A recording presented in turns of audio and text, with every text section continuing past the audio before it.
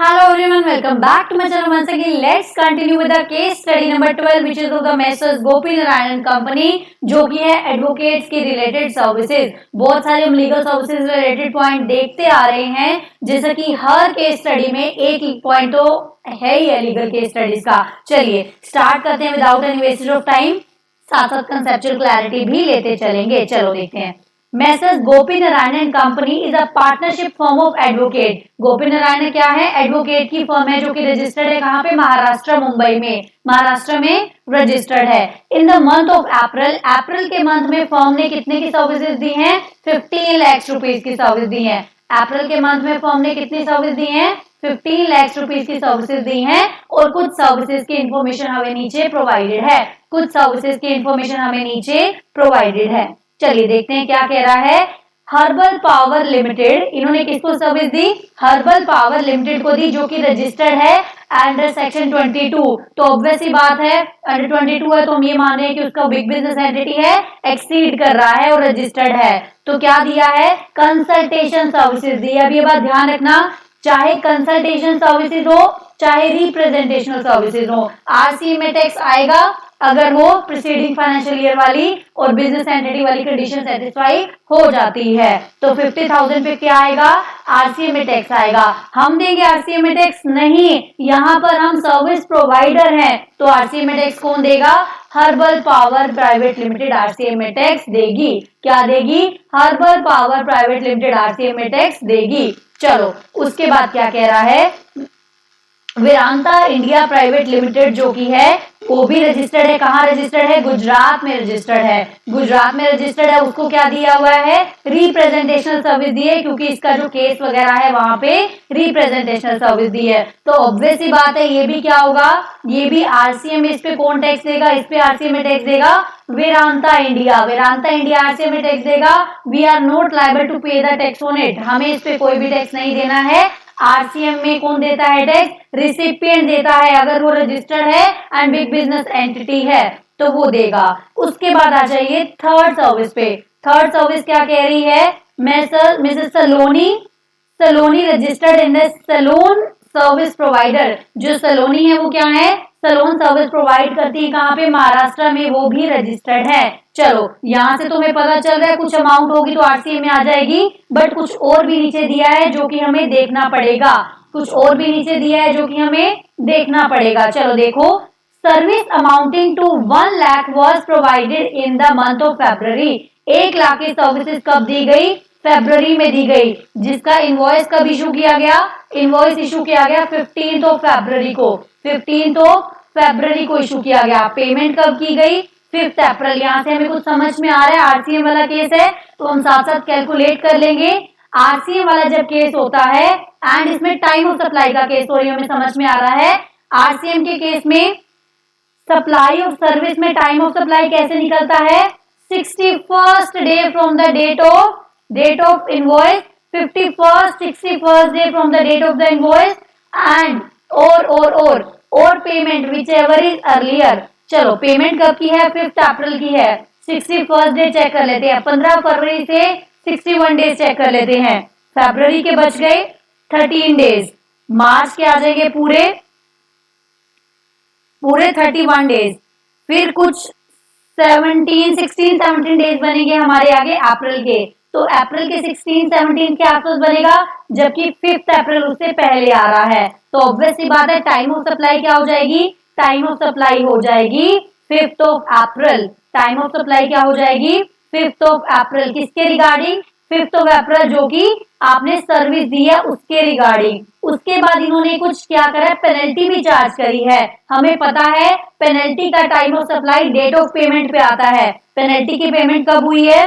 Penalty की payment भी 5 अप्रैल को ही हुई है। 5 अप्रैल को ही हुई है।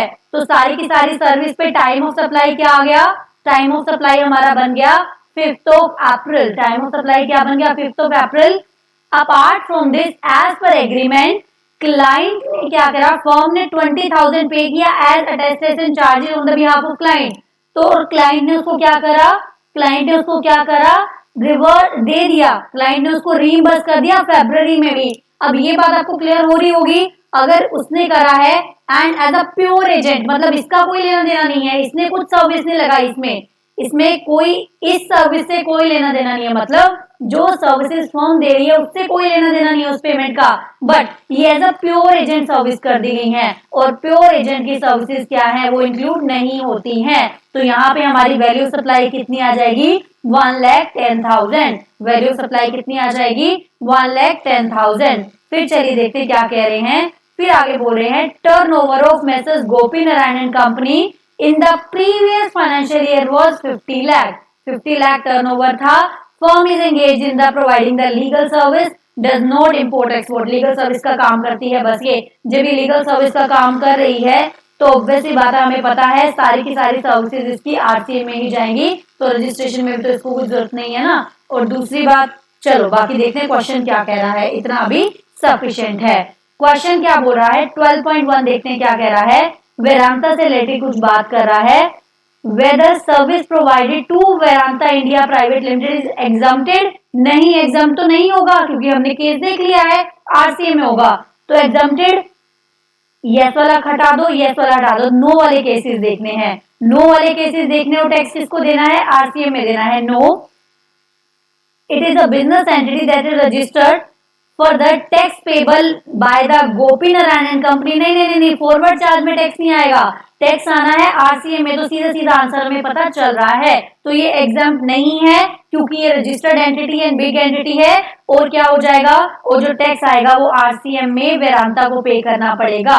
गोपी Narayan is not liable in the forward charge. चलिए 12.2 देखते हैं क्या कह रहा है। 12.2 कह रहा है what shall be the time of supply made to Saloni. 1 lakh के रिगार्डिंग भी, पेनल्टी के रिगार्डिंग भी। 1 लाख के रिगार्डिंग हमने क्या निकाला, 5 अप्रैल। पेनल्टी की पेमेंट भी क्या थी, 5 अप्रैल। तो 1,10,000 पे कितना आ जाएगा, 5 अप्रैल आ जाएगा। होल 1,10,000 पे क्या आ जाएगा, 5 अप्रैल आ जाएगा।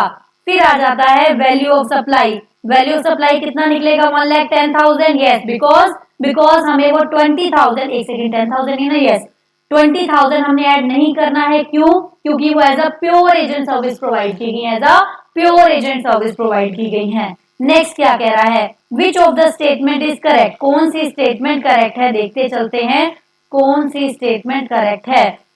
Messrs. Gopi Narayana is eligible to opt for composition under 1-2।